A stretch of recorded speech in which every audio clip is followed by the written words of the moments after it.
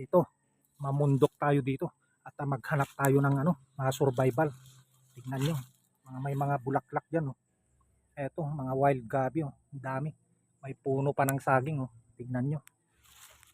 Mamumundok tayo dito. Ayan. Dito tayo sa ilalim ng mga gabi na to na wild.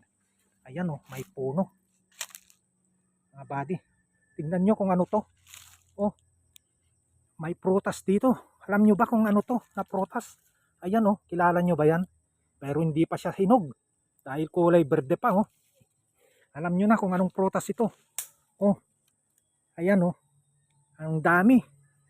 Ang dami pala dito. Talagang hindi tayo magugutom dito kasi bundok ito.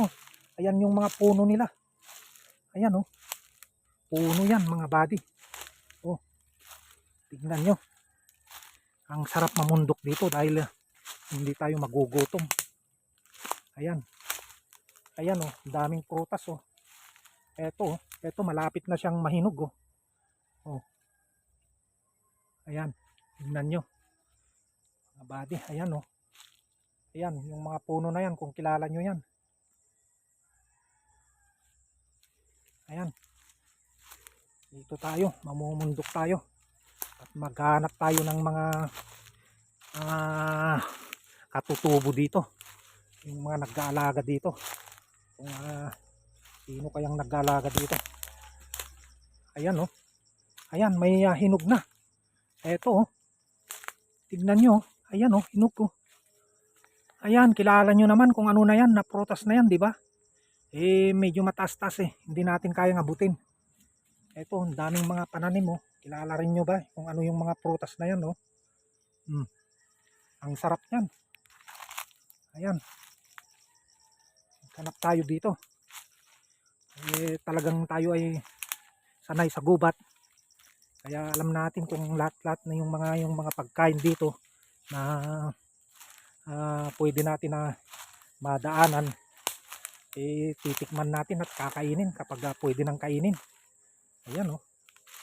Ang dami. Mga buddy. Ayan, tingnan nyo. Oh.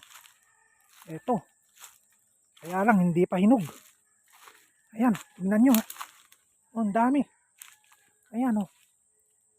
Oh. Ang daming mga bunga.